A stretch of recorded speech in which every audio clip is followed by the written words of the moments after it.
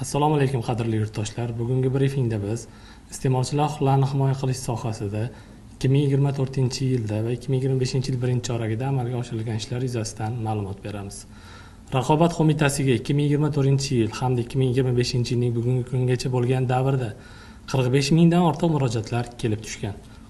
Murojaatlarning 24 mingga yaqini uy-joy, kommunal transport xizmatlari sohasida, 13 mingga yaqini savdo va umumiy ovqatlanish, 9 mingdan ortig'i aloqa, moliya va ijtimoiy xizmatlar masalalariga to'g'ri keladi.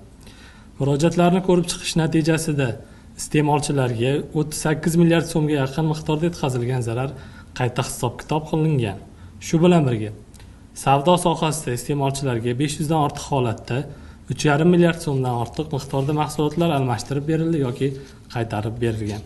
Qo'mita tomonidan iste'molchilarning nomuayyan doirasida huquqlarini himoya qilish maqsadida 10 ga yaqin yo'nalishda jami 324 ta tizimli o'rganishlar o'tkazilgan. Iste'molchilardan jami 143 milliard so'mdan ortiq miqdorda ortiqcha haq olinganligi aniqlangan. O'tkazilgan tizimli o'rganishlar natijasida iste'molchilar foydasiga 129 milliard so'mdan ortiq miqdordagi mablag'lar qayta hisob-kitob qilinishi ta'minlandi.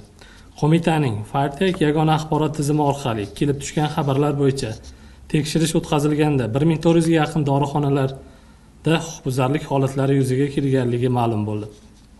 O'rganishlar natijasida 264 mingdan ortiq holatda 13 milliard so'mga yaqin miqdorda asossiz daromad olinganligi aniqlanib, ortiqcha olingan pul mablag'lari qaytarish choralari ko'rildi.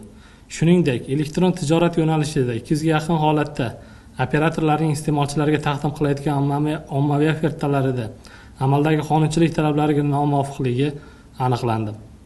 Bu borada profilaktik ishlar amalga oshirilishi natijasida operatorlar tomonidan saytlar va ommaviy ofertalar davlat tilida ishlab chiqildi hamda amaldagi talablarga muvofiqlashtirildi.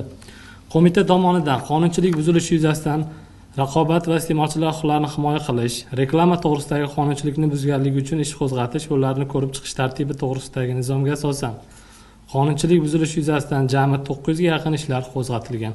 O'tgan vaqt davomida iste'molchilar huquqlarini himoya qilish va reklama sohasidagi munosabatlarni huquqiy tartibga solish maqsadida 10 ta normativ hujjat loyihasi ishlab chiqilgan hamda boshqa vazirlik va idoralar tomonidan taqdim etilgan 44 ta hujjat loyihalari bo'yicha xulosalar berilgan.